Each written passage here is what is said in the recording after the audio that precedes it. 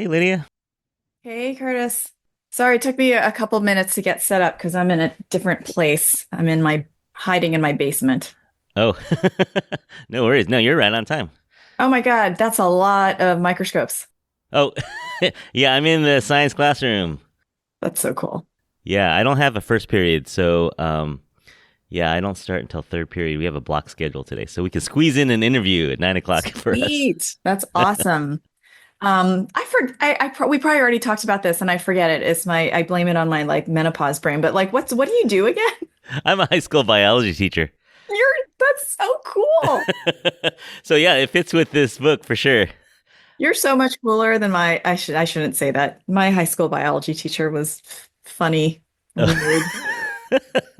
It's all good. It's all good. My students might disagree, but we'll see. All right, let's just jump into it. I'm going to do a little intro by myself later. Okay, So then I'll do the intro and then there'll be a theme song. But then today I'm just going to jump right in. cool. All right.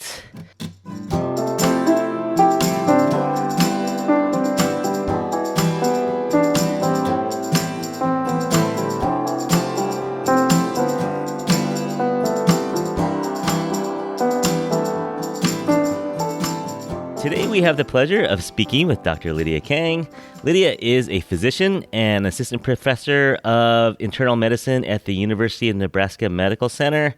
She's the author of over 10 books in the area of young adult fiction, nonfiction, and even in the Star Wars universe. She's a mother of 3 human babies and 2 fur babies. It's her second time on the show. Welcome to the show, Lydia. Thank you. It's good to be here. Yeah, we spoke. When was it? That was like early summer, I think. We were on the Acolyte episode with Mike. Yes, we were talking about lots of accolade stuff. Yeah, Yep. unfortunately, no season 2. Boo-hoo. I'm so bummed about Can that. we read about? Are there going to be any novels about that series? I like to know what happens. There, yeah, there are a couple of spin-off novels that are coming. I think Justina Ireland and has one that's coming out that's Venestra Rowe centered. Hmm. So that will be coming out. And I think there's another one or two. So yeah, keep your eyes open for that. Okay. All right. So we're not on a total cliffhanger. We can read about them. No. Well, I don't know if we're going to get more of an ending beyond Uh, I don't know if we'll get that, but okay. you never know. Calling in from Omaha today. Yep. What's good in Omaha, Nebraska? Well, right now it's very snowy. Uh, We just had our like first big snow of the year, and so everybody's mind was blown yesterday because the streets were horrible and everybody's calling in and not going to work and stuff. So, but we're good. We're all good. Yeah. does the snow stick on the ground or does it melt like in a day or two? Oh, it used to be like a couple decades ago, it would stick for the whole winter, and now it will probably be gone by next week. You know what? You never know. Like we get double digits and like we get into the tens, like 8 degrees, Okay. 13 degrees. So sometimes it sticks around for a while, but honestly, you never know. Like it could be 50 degrees tomorrow, whatever. Yeah, yeah, weird. Yeah, we'll talk a little climate later. Oh, sure. Learning yearbook. You know what? We figured out last time that we are almost exactly the same age. Yes, we are. We are. We even have a friend in common. One of my high school friends, Dr. Seth Rockman, went to school with you at Columbia. You had Seth Rockman on here? Oh my No, God. I didn't have him on here, but we went to high school together. Oh, you went to high school. Got it. Got it. Well, yeah, he's not Asian. But that's so funny that you guys went to high school. I know. I know. Weird, right? Like Yeah. small world. Class. Are you okay with exposing your age? Oh, I have no like I was gonna say I expose myself all the time, but that sounds really Yeah, that's awful. yeah, okay. I am not shy about saying what my age is because I was born in 1971, and so Class of 89. that's right, class of '89. That's kind of weird. Actually, I've been interviewing a lot of millennials, Gen Z people, Hmm. and they're like, "Yeah, I was born in 1999." I'm like, "Oh, Oh God, I'm always like, I have to like refrain from being like, oh, you're just a baby, and I'm like, no, don't be condescending, Lydia. But it feels like that. I'm always like, you were born in '80, what? cool." Because you do have babies that were born in the 90s and 2000s, right? I Or do. They were all born after the millennium. They're all like, okay, 2001 2000 and kids. later. So it's weird. It's weird. Yeah, yeah. So I gotta say, I'm glad I'm not your cousin because if we were at the family, if we were at Thanksgiving dinner and someone says, "Oh, what's Lydia up to?" Well, she's written 10 books. She's a physician, all that kind of Oh my God. I didn't plan this. I really didn't. Had no idea what this was going to turn out this way. I was just, but here it is, and I do it and I love it. So, it's worked out for me. I mean, I think I get a lot of questions about like, I don't understand how you do it all. And I have to tell stuff. people, I'm like, I am a part-time physician. I'm Uh, very part-time. I'm not there Monday through Friday. Like I don't sleep 2 hours a day. It's not yeah, possible. yeah. So that's how I manage to squeeze it all in. But I don't know if this is in my genes or hammered into me from being in school or whatever, but like I do really well on a deadline. Like you give me a Okay. deadline and I pay attention, I get shit done. So Yeah, yeah. So, does your editor like to give you deadlines, and you're like, "Yes, sir. Yes, ma'am. I'll do it." well, they always come with deadlines, and even when I don't have deadlines, I always have like a mental sort of like if I'm working on something new and it's not contracted or anything, I always have it in my brain like I will get this synopsis done by the end of the month, or like I'm going to have 1 week of time to do this, so I better get it done then. So I don't know, I work well on that sort of like time constraint. All I'm right. one of those like someone told me they're like, you code ADHD because the way you talk about like, oh, you have 5 minutes before you got to go and drive and pick your kid up, and that's when you're like the most, I Locked get in. the yeah, I'm the most locked in. I'm the most like, I can get all this writing done, and they're like, that is very ADHD, and there's a Hmm. lot of ADHD in my family, so I think I'm probably non-clinical level, high functioning ADHD person. Super high functioning. Yeah, yeah. Hey, can we dig into your roots a little bit? Yeah. Korean American? Yep. Yep. I'm Uh, second generation. My parents came over in the 60s. okay. Mhm. Are you blown away at all when you see BTS on TV or a K drama trending on Netflix? Is it because we're of the generation where South Korea wasn't what it is now in the No. 80s and 90s? No, it wasn't. And I just remember having to tell people, I tell people like, oh yeah, my family's from Korea. And they're like, South Korea? And I'm like, yeah, there's no, like, everything over there is locked in. I can't, what are you talking about? Um, you may have me on your show again in the fall or next year because I have a book coming out that's a young adult book that is all about that, about what it's like to be surrounded by K-pop, K-drama, K-food, K everything, Huh. and grow up Korean American and not be really plugged into it. Yeah. Let's book it. Well, I think you might. I think you would enjoy it. You'll sort of get, I think, a lot of the things that I put in there that are just really personal. okay. Yeah. No, for Yeah. sure. Yeah. Always looking for a good story. Yeah. Born and raised in Baltimore, Maryland. That's right. Hmm. And so that's a fairly diverse area, yeah. So you weren't like the only Asian kid in class or anything like Oh, I that. was. Oh, you were? Okay.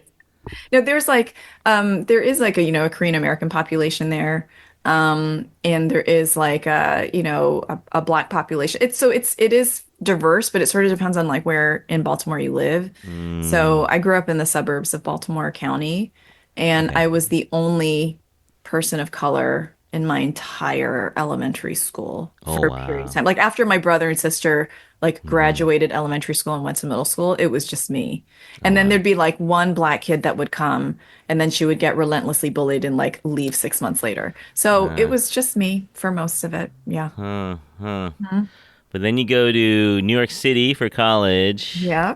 So that must have been nice to get a little It's taste of. scary. It's Oh, was it? terrifying. Yeah, it was really scary because I was like, I wanted to go to like a pretty college campus, like some bucolic, like, in the country. I went to Columbia and I was like, okay, it's a great, because I was sort of like also in the generation of like, who cares where you want to go? You go to the best school. And Hmm. I got accepted into Columbia. I was terrified about going to school in New York City. But they offered me this like research program and stuff, and I was like, all right, I've gotta say yes. And so the summer before freshman year, they're like, come to New York and do research. And I was like, okay, because I didn't know any better. So my mom like drops me off in New York City. I'm 17. I've never Mm-hmm. been there by myself. Like drops me off in a dorm. puts $200 in a bank account at Chemical Bank and is just like, have a good summer. And I was just alone. I didn't know anybody. I had no Uh-huh. friends. So I actually explored the city a lot by myself. And it was a really strange summer. But that's how New York City and I became friends. Huh, huh. Nice. Yeah, And then you went all the way downtown to go to medical school. I did. Then we went down to, yeah, then I was in like Murray Hill at NYU. Was that the plan out of high school as pre-med all the way, or what were you thinking? No, I didn't know what I wanted to do. I liked science a lot. I knew I was kind of good at it, and it wasn't until I did some volunteering in an emergency room that's right next to the Columbia campus, and something really clicked. And I was like, Uh, okay, I like science. I like helping people. My dad's a doctor. He's a psychiatrist, uh-huh. but I never wanted to do what he did, so that wasn't Hmm. okay. My brother is a hand surgeon and I didn't really want to do what he did either. So even though there was a strong pull towards medicine, no one in my family was like, you should do this. Like it's kind of strange because my parents were a little bit the opposite of like the sort of stereotypical like dragon parents. Like when I told my mom I was going to go into medicine, she was like, why would you do that? It's so hard. Like I Hmm. think she wanted me to like get married, have kids, have a very quiet, like Yeah. suburban stay-at-home life. And I was like, Uh-huh. no, I'm gonna go. I want to be able to take care of myself. Like I want to be able Huh. to make an income.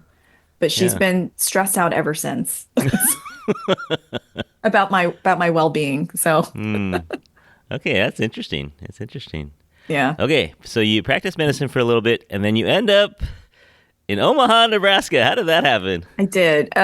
So that was mostly a pivot because my husband is also a physician. He got recruited to join a practice out here Okay. in an area that there was a dearth of the type of specialty that he does. And so Mm. we came out here thinking like we are not moving to the Midwest. Like we are East Coast people. We were so snotty about it. And then we came out here and visited a couple times and I was like, oh, the suburbs are kind of the same everywhere. And we met a bunch of people who are very like-minded. We met other people who I guess I thought my kids were going to be in the school like in a sea of white people, kind of like how I had my Yeah. elementary school situation. I Yeah. didn't want that for them, but we looked around and we found some schools that were more diverse and we were like Huh. I was like, okay, if I can make sure my kids grow up in a diverse environment, I would feel comfortable moving here if our quality of life goes up. And so we did a leap of faith and we've been here now like 18 years. Wow. Okay. Yeah. Fun fact, my dad was actually born in Edgemont, South Dakota.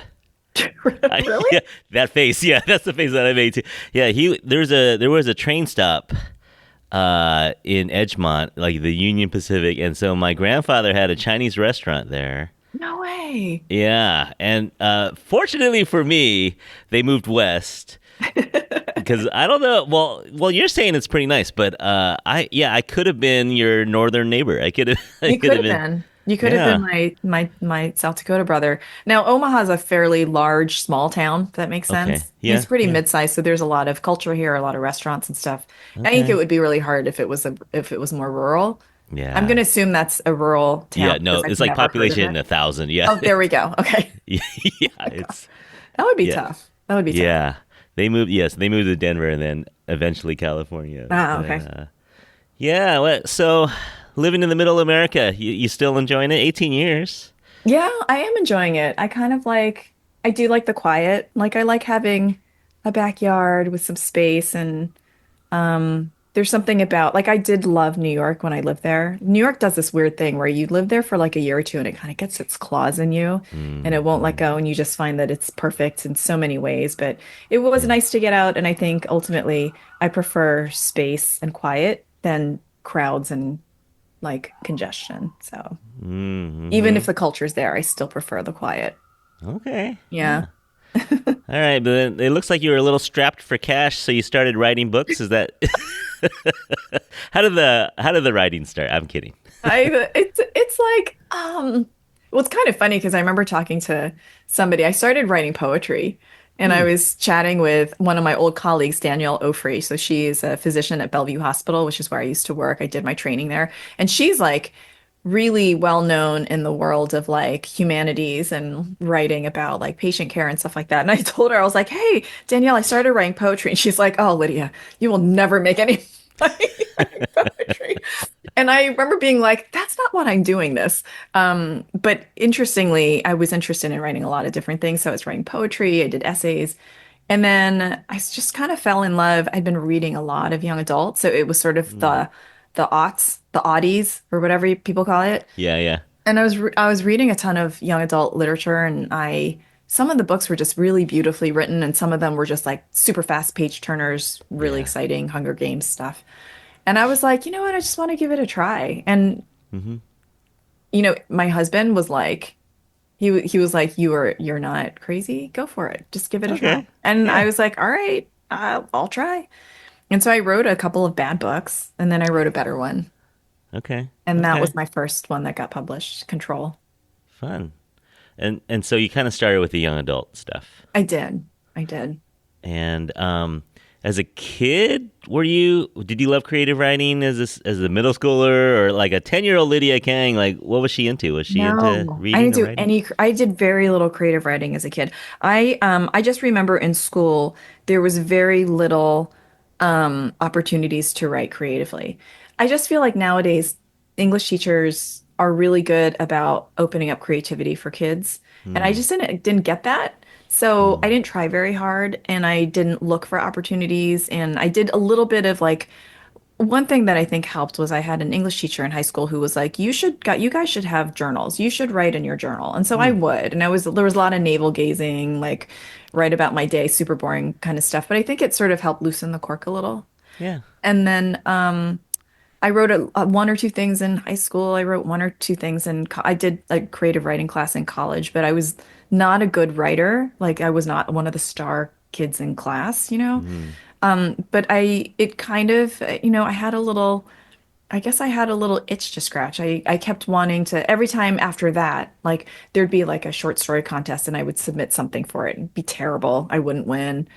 And that kind of opportunity will come up here and there. And it all kind of started when I was a doctor and I wrote a story about a reflective essay about taking care of somebody that was really upsetting to me, and I just had to like get it down somehow, Okay. and it got Okay. accepted into a medical journal. Hmm. And that was the little light that went off that I was like, you might be good enough to get some stuff published. Why don't you keep trying? And I Yeah. kept trying and trying, and then it just, long story short, is that's sort of how it started. I think I had a little inkling to want to do it as a kid, but didn't really get a green light to give myself permission until I was in my late 30s or Huh. early 40s. So Yeah. it took a long time. Yeah, I love that though. And now you're like writing a book a year at least. At least.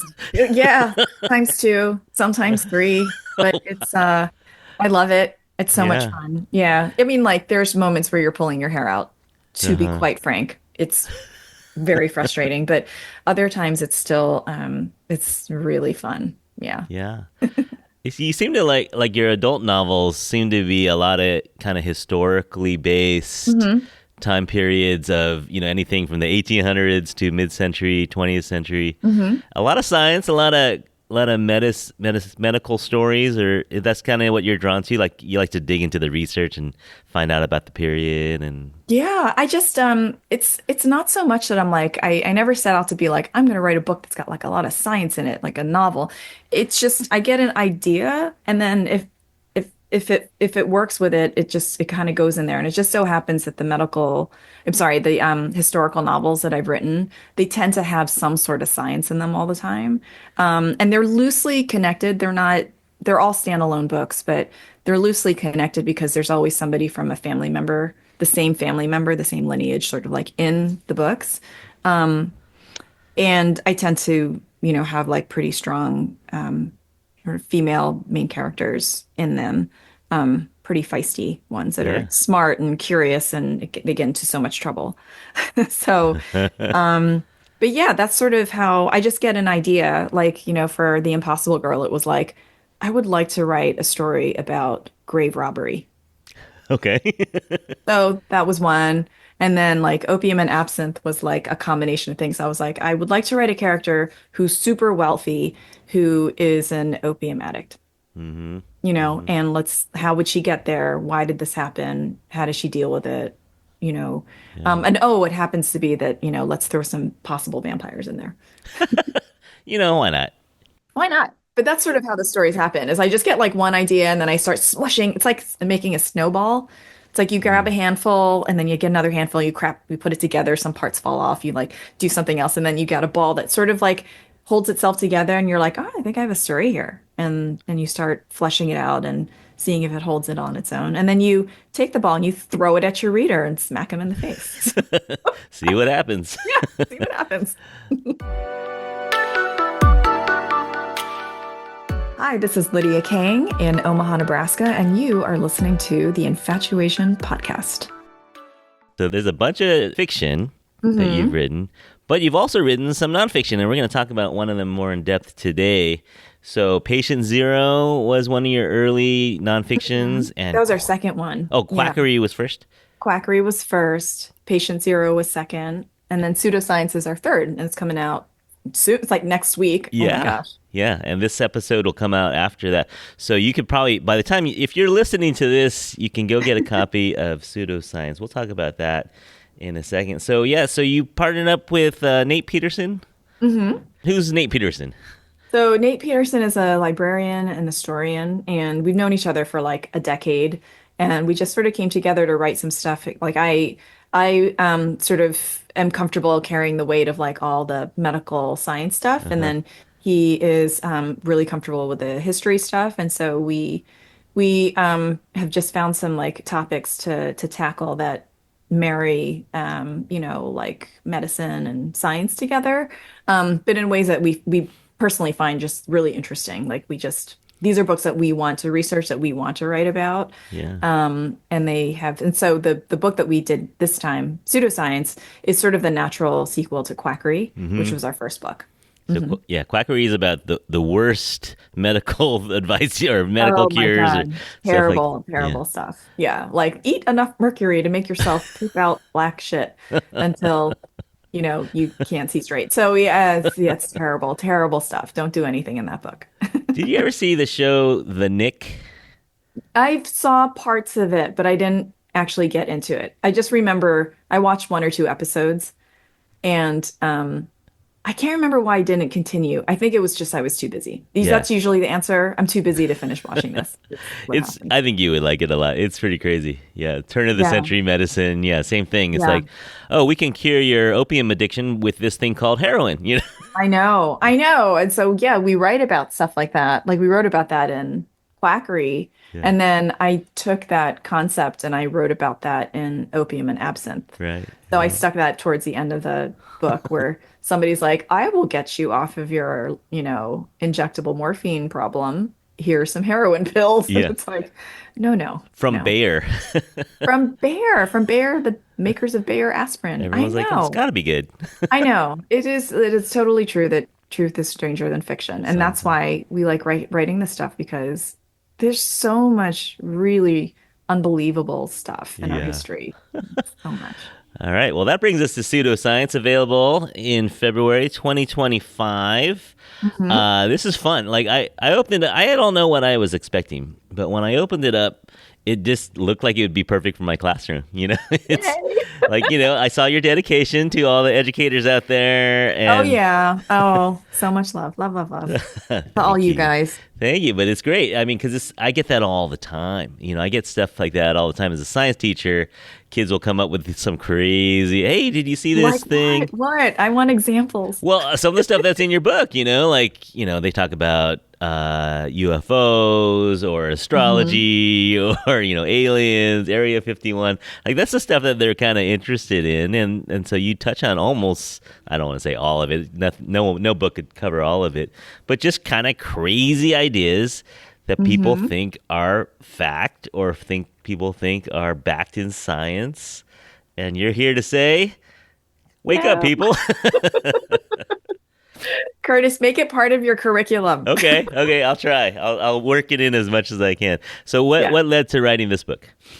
So, like I said, it was a natural sequel to Quackery. Quackery is all medicine, medical based. And we'd been throwing around the idea of doing things like, what about crop circles? What about flat Earth and, dowsing and all that stuff that's sort of been debunked. And so it was, it wasn't too far of a stretch for us to jump to this.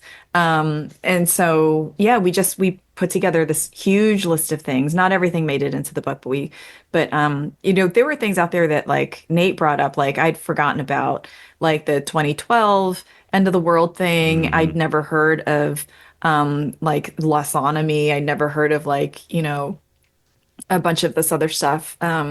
So it was really cool that he came in with, a bunch of other stuff that he found and I got to pick a bunch of things that I personally wanted to explore. But it was fun. It was a lot of fun to write and research this one. Okay, Yeah. let's talk about a couple things in here. I don't remember if it was I saw it on TV. I think it might have been like Ripley's Believe It or Not with like Jack Palance in the 80s or 90s. Yes. Something about spontaneous human combustion, and it freaked me out. The fact that a I know. human could just go up in flames at I any minute. know. It's great. It's like I remember hearing about it as a kid and it was like terrifying. It was like for no good reason, you could just spontaneously become a fireball. And like people who had talked about it, these were things that happened in like the 1700s and stuff like that. Hmm. And they would be like, oh, this woman, she was really tired. She felt really weird. And she went to bed. And when in the morning they went into her bedchamber and all that was left was like part of her head, her legs, stockinged legs, and then like ash. Just ash everywhere and like piles of like weird oily. It was just like so gross and so scary. Um, so that was really, ooh, it was kind of nice to revisit that because I remember hearing that about that as a kid. Yeah. But the bottom line to that one is that there is probably no spontaneous human combustion. There is combustion, Yeah, but usually a match or a lighter is involved. So. right, right. But people like, science has come a long way. People didn't know what was going on back then, and they had this idea that like, oh, like they just figured out that like, fire burn like oxygen is Hmm. combusted and that's how like fire burns, right? It's part of Yeah. the equation. And so they were like, oh, well, people breathe air. There must be these like little engines, these little like fires in the body that Yeah. burns the air and makes energy, right? Yeah. And Because so we I make think they heat. thought, Yeah. We all make heat. yeah, Yeah. we do. And so I think they thought like, oh, maybe they're drinking too much, like way too much. And like I think people back then drank about 3 times as much as we do Oh, yeah. today. Yeah. So there's a lot of like flammable substances around. And I think they thought like, oh, these little combustion, these little fires in your body just get a little out of control with a little Hmm. too much whiskey and Well, that's the thing. There are stories of oily rags in your garage, and those will actually spontaneously combust. So I guess to make the leap from an oily rag to an oily person, I don't know, could happen, it's right? kind of, I know. And like there's a whole thing called the wick effect, which is like, a candle wick. Hmm. And the thing is that humans are like, whether we like to think about it or not, like we are combustible. We're like walking candles. Uh-huh. We've got fat to burn. Uh-huh. Uh-huh. It's kind of gross. Yeah, but that's kind of how it happens. Okay. Yeah. And then you have a whole section on crop circles, but maybe we can talk about aliens too while we're at it, right? Because Oh gosh, yes. where does that, do you think it's just people's desire to think that we're not alone, or I don't know, where does the idea that people wanted to believe crop circles, I think. And so when Yeah, I think so. I mean, like, I think with UFOs and crop circles and stuff like that, like, I think there is this desire to think that we are not alone and there's somebody out there who's trying to communicate with us. Um, and, scientists are working on whether or not there is life outside of our galaxy or our yeah, planetary yeah. system and stuff like that. Um, and is it possible? Yes, it's definitely possible. But have we seen good evidence of it? Not really. Hmm. But when things like crop circles happen, and you can't, in the beginning, they really couldn't figure out where they were coming from. Like they Right. couldn't see footprints of people going in and out. They never saw somebody doing it, and so it really was a mystery for a while. Like a lot of stuff in pseudoscience are mysteries that we end up finding the answer. But for a period of time, it's really out there. like if you think of like cryptids, like cryptozoology, like the giant squid was a Hmm. cryptid Yeah. until we had evidence that it actually existed. Like the Yeah. platypus was a cryptid. People were like, there's no freaking way Yeah. there is an animal out there with a beak and venomous claws and furry and it lays egg. There's no, you're making this up. You have cobbled together Yeah. this animal, you've sewn it together, blah, blah, blah, blah. And so that's where a lot of pseudoscience existed is before we understood more. And some people have not accepted the data that has disproven it, and they're Yeah. still living in that bubble of like, no, we still Yeah. don't know, we still don't know, Because the answer is no fun. No, the answer's no fun. The answer's no fun. And I have this like really great quote somewhere from Nietzsche, which is that the real world is much smaller than the imaginary. Yeah. And it's just, there's just 100%. no romance in the known sometimes. Yeah. There's a lot of hope that is wrapped up in pseudoscientific beliefs Yeah. that we're not alone, that every corner of the world is not so like overexplored that there aren't creatures Yeah. somewhere, Yeah. someplace. No, I would love for a giant aquatic reptile to wash up on the shore in Ireland. That would be great. I know. That would be super cool. We have our like I was born in Maryland, as you know, so we had our version. We had like Chessie in Uh-huh. Chesapeake Bay. Yeah. We had what's the California cryptid? Every state has one. Do you know what yours is? Oh, I don't know. We Oh, probably here have. I know. I found it. I've got it here. It's the Fresno Nightcrawler. Oh, okay. I All right, haven't heard. you're gonna have to tell me about that one because I don't know anything about the Fresno Okay, I'll do Nightcrawler. your field research. I'll go over to Fresno and figure it out. I'm thinking it's Nightcrawler. It's either gonna be some like scaly, like lizardy Yeah. creature, or it's actually gonna be a giant. Do you think they mean Nightcrawler like a worm, like an earthworm? No, I'm guessing more like a chupacabra or something like that, like kind of a That would be more exciting. little furry guy that creeps around in trees and stuff. Yeah, eating fruit, Yeah, yeah. dates. Well, there's a lot of strawberries in Fresno. Yeah. Yeah. But yeah, I think that's it, right? It's like the thinking about it is a lot more fun when you use your imagination than to figure out that it's two guys with a plank walking in circles in a cornfield or something. I know. That's so I know. boring. You Yeah. got to give it to them though. Like that was like That's cool. for somebody to be like, we're going to go out there and make these giant, really beautiful geometric structures Yeah.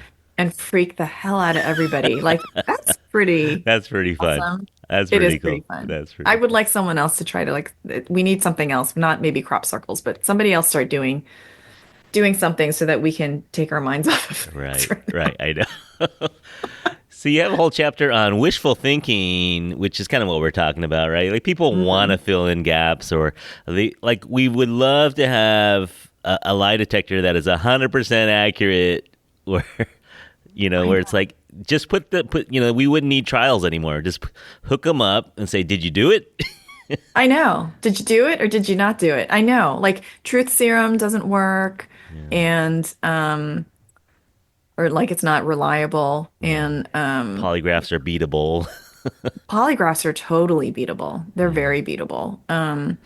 But they're kind of dangerous. Like if you fail, let's say you're trying to apply for a federal agency and they do a polygraph test and they're like, "Have you ever, you know, really thought about murdering something?" And maybe this person's sort of like, "Well, there's this my kid I mother-in-law. Yeah, hated in ninth grade and I wanted to murder him then." And so you fail the test because you say, well, not really. But the truth is, yes, you wanted to, yeah, whatever. yeah, And that you can't, it's on your record that you failed the polygraph and you can't get, it's just terrible. yeah. Wonder Woman, had, Oh, the belt, the truth did the lasso. lasso, Yeah, right? Which worked 100% of the 100% time. of the time. Yes. So I don't know if you got to this part of the book, but did you know that the guy who invented the polygraph, like the prototype of the polygraph, he's the same guy who invented Wonder Woman. Interesting. I Which know. came first? Wonder Uh, Woman? I think the polygraph came first, and then Wonder Oh, Woman came after. I wow. think I'll have to double check on that, Okay, but okay. yeah, Like yeah. like for the comics, not like the Linda Carter TV show. Well, they're all like, I mean, it started from the comics, but Yeah. yes, yeah, Okay. yeah. That's very cool.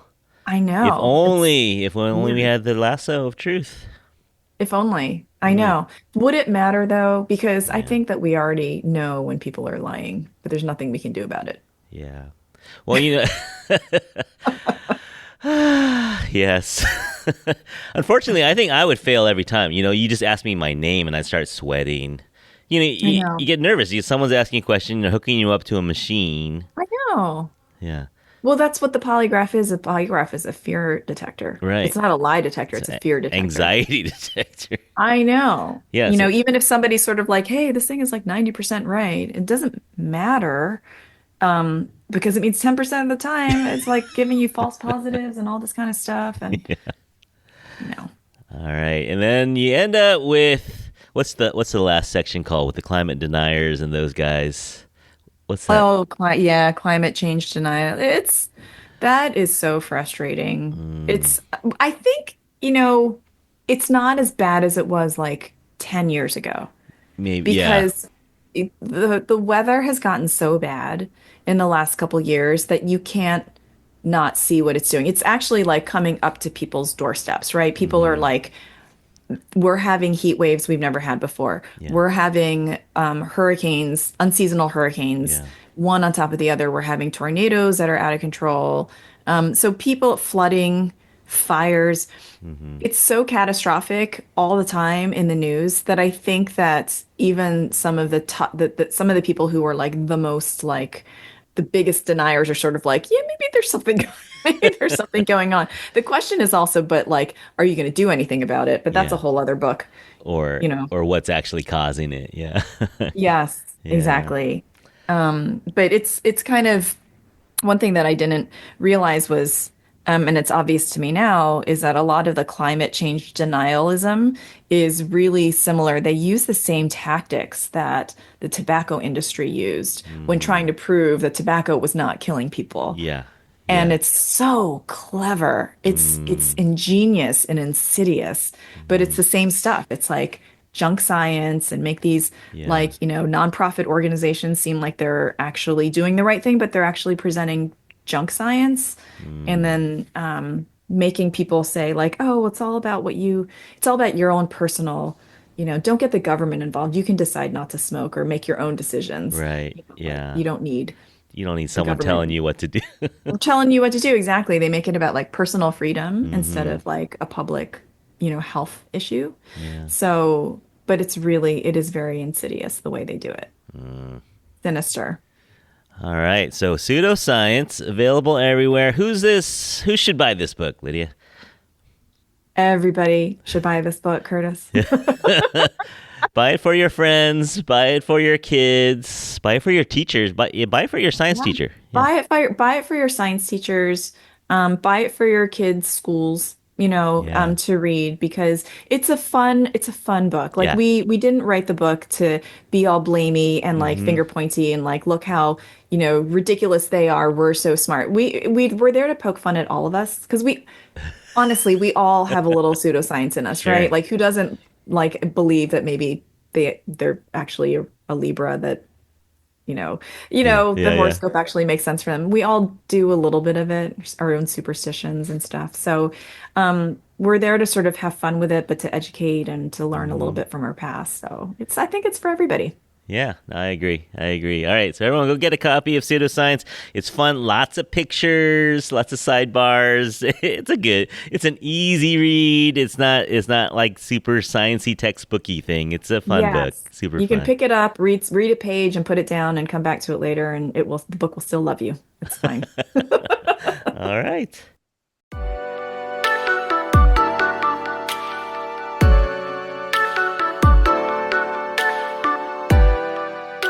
All right, well, guess what? You have survived our difficult questions.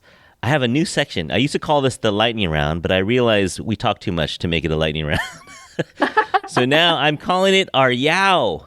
It's called Your Asian Opinion. I love it.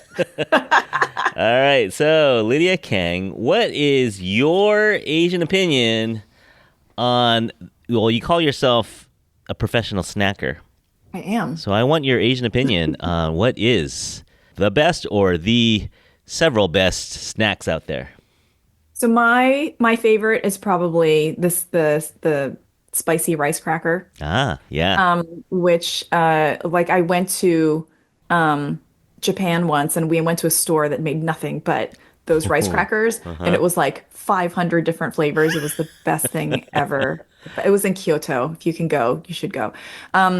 I cannot resist them. I will buy bags and Mm. bags of them. And then my problem is that I eat them up too fast. Yeah. So I get the ones with wasabi, which force me to eat them A slower little because they're slower. so dang hot. Yes.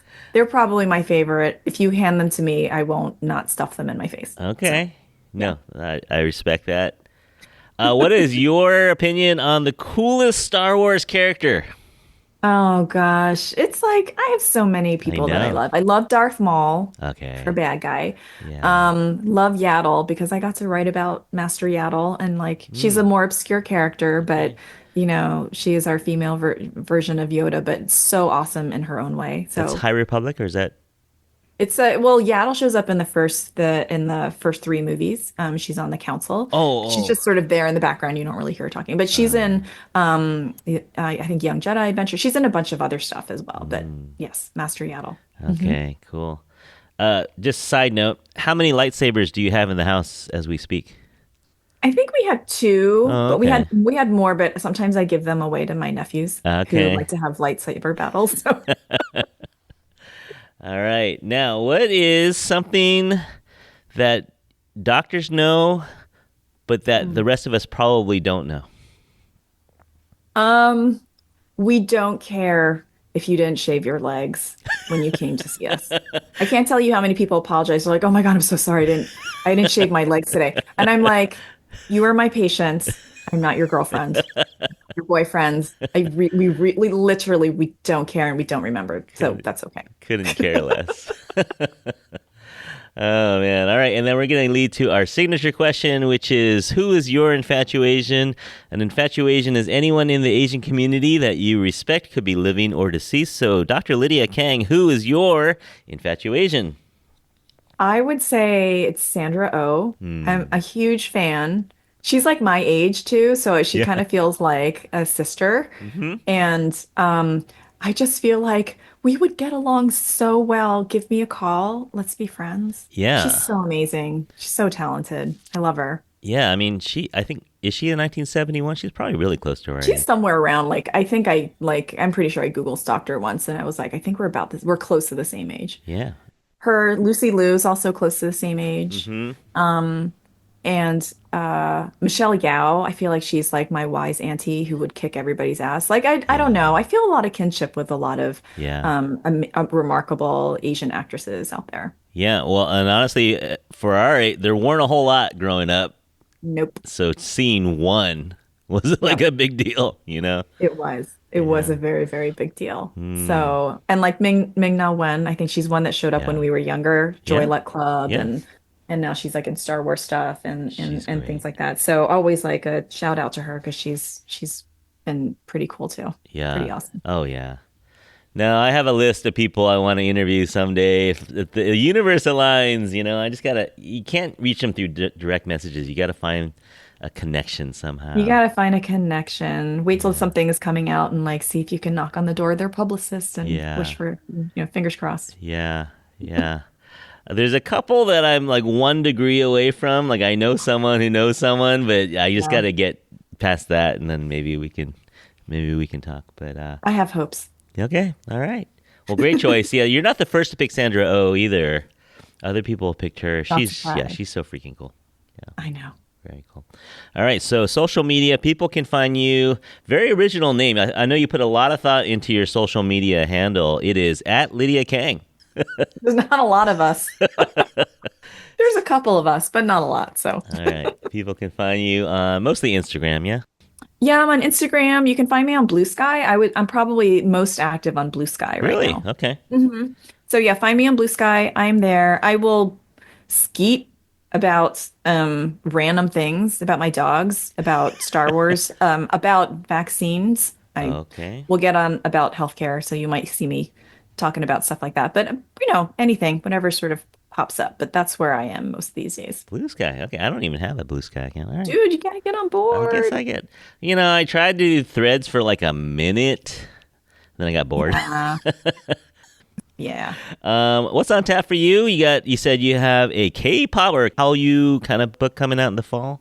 Yes, I have a young adult novel coming out in the fall in October. It's called K Jane, Hmm. and it's about a Korean American girl who lives in Omaha, Nebraska, Hmm. and is like all her friends are way into K-drama and K-pop and K stuff, and she feels like as a Korean American she is failing her people.